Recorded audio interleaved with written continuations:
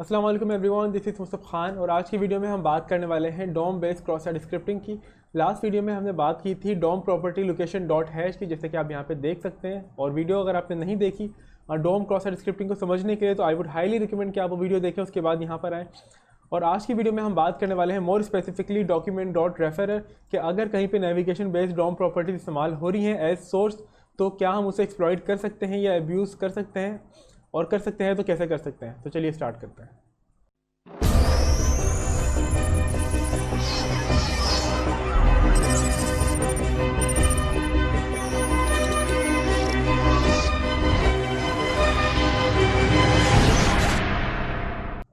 Okay, देख लेते हैं navigation based DOM property document dot referrer. Document dot referrer को अक्सर हमने देखा है अपने बर्ब स्वीट के हेडर के अंदर। रेफरर हेडर का जो यूज़ है वही डॉम प्रॉपर्टीज़ के अंदर इस वैल्यू के थ्रू हम करते हैं, डॉक्यूमेंट डॉट रेफरर।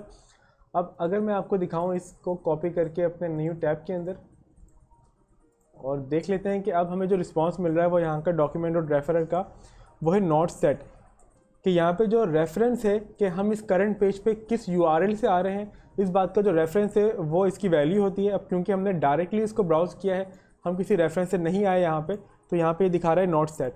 अब अगर मैं यही काम करूँ और दोबारा इस इंट्रोडक्शन पेज पे जाऊँ, इंट्रोडक्शन के बाद में आ जाऊँ अपने इस यूआरएल को आपने गौर से देखना है, और उसके बाद में आ जाऊँ अपने क्लाइंट एक्सेस सोर्सेज की तरफ।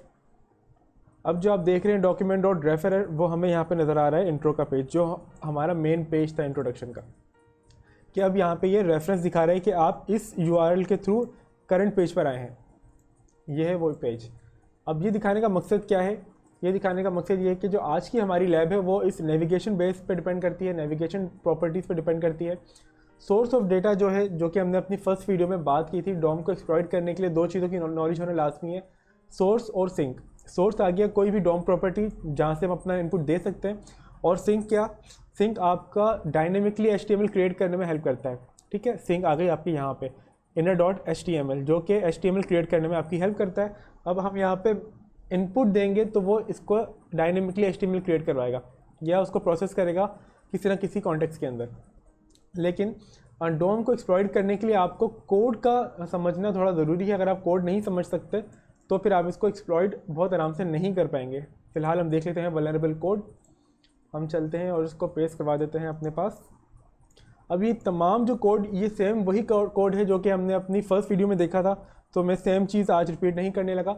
अगर आपको नहीं पता कि ये कोड क्या है तो आई वुड रिकमेंड कि आप जाके सबसे पहले अपनी फर्स्ट वीडियो देखें, जहाँ पर हमने कंप्लीट कोड को लाइन बाय लाइन समझा था कि कोड क्या कह रहा है, और फिर हम अपना कोड जो मेलिशियस पेलोड है वो किस तरह एग्जीक्यूट करवा सकते हैं। अब इस पूरे कोड में जो एक नई चीज़ है आज की लैब में वो है डॉक्यूमेंट डॉट रेफरर, कि ये रेफरर का यहाँ पे एक प्रॉपर्टी इस्तेमाल हो रही है ताकि रेफरेंस यूआरएल है वो यहाँ पे पिक किया जा सके और उसको किसी ना किसी शक्ल में प्रोसेस किया जा सके।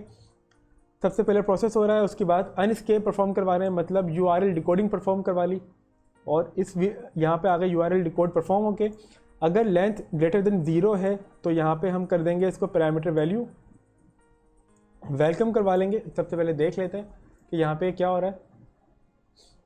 हम चलते हैं अपने एक्सरसाइज 1 के अंदर, और अब चलते हैं अपनी एक्सरसाइज 2 के अंदर, क्योंकि एक्सरसाइज 2 है वो डिपेंड करती है एक्सरसाइज 1 पे।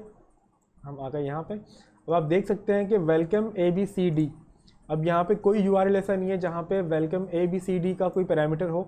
अब आप यहाँ पे देख सकते हैं कि सोर्स ऑफ डेटा है वो है डॉक्यूमेंट डॉट रेफरर, और रेफरर के अंदर ये हमारा इनपुट है जो कि रेफरेंस वैल्यू है हमारी, और पेलोड ABCD। अगर आप यहाँ पे देखें तो जो पेलोड की वैल्यू है यहाँ पे वो है ABCD। अब अगर हम यहाँ पे इसको करवाएं मुसब, और अब एक्सेस करें अपनी लैब 2 को, तो ये ज़रूर यहाँ पर चेंज होना चाहिए, वेलकम मुसब आ गया। ठीक है, उसका मतलब जो इनपुट लिया जा रहा है वो लिया जा रहा है डॉक्यूमेंट रेफरर से, और पेलोड का जो पैरामीटर है वो प्रोसेस किया जा रहा है आपका इनपुट क्रिएट करवाने के लिए। अब यहाँ पे देख लेते हैं कि यहाँ पे हमारा इनर HTML आ गया। ठीक है, तो अब आपको क्या काम करना है, आपको पता लग गया कि आपका रेफरर के तौर पे एज इनपुट वैल्यू ली जा रही है पेलोड पैरामीटर के अंदर। तो आप यहाँ पे जाएंगे, अब अपना मेलिशियस पेलोड डाल के ट्राई करेंगे क्या वो एज इट इज़ एग्जीक्यूट हो रहा है। लेट्स से प्लीज़ सब्सक्राइब, और अब अगर हम इसको रिमूव कर दें तो कोई फ़र्क नहीं पड़ता, इंटर करवा लेते हैं। अब करंट पेज पे तो इससे कोई फ़र्क नहीं पड़ा, लेकिन अगर हम जाएंगे एक्सरसाइज 2 पे, तो यहाँ पे प्लीज़ सब्सक्राइब। इसका मतलब ये कि हम अपना HTML का कोड यहाँ पर दे सकते हैं, इंजेक्ट करवा सकते हैं। अब इस लैब को सॉल्व करने के लिए आपने क्या काम करना है, आपने यहाँ पे जाना है और अपना मेलिशियस पेलोड पॉपअप करवाने के लिए यहाँ पे प्रेस करवा देना है। इमेज सोर्स एक्स, ये बहुत पॉपुलर है और बहुत आसान है, तो हम ज़्यादातर यही यूज़ करते हैं। अलर्ट पॉपअप करवाने के लिए हमने कहा इसको फ़िलहाल बंद करवा लेते हैं। अलर्ट 1, ठीक है, यहाँ पे पॉपअप हो चुका है। डोम बेस को एक्सप्लॉइट करने के लिए कोड की एनालिसिस लाजमी है, अदरवाइज़ आप इसको एक्सप्लॉइट नहीं कर सकते। आप बहुत मुश्किल होगी, क्योंकि ब्लाइंडली अपना पेलोड डालना और एग्जीक्यूट एक्सपेक्ट करना कि यहाँ से हमें कोई कोशिश मिलेगी, ये एक अच्छी प्रैक्टिस नहीं है, यह एक सही अप्रोच नहीं है। तो सबसे पहले आप कोड रीड करें, कोड समझें कि आपका जो इनपुट है वो कहाँ पे जा रहा है, किस तरह प्रोसेस हो रहा है, आप कहाँ पे और क्या चीज़ इंजेक्ट करवा सकते हैं, एंड देन आप अपना एक स्पेसिफिक मेलिशियस पेलोड क्राफ्ट करें। तो ये थी आज की lab. I hope you like the video. अगर आपकी कोई क्वेरी हो इसके हवाले से या आप कुछ और चाहते हो जिस पर मैं वीडियो बनाऊं, तो वह मुझे कमेंट सेक्शन के अंदर बता सकते हैं। अपना ख्याल रखिएगा, मिलते हैं अगली वीडियो में। थैंक यू, अल्लाह हाफ़िज़।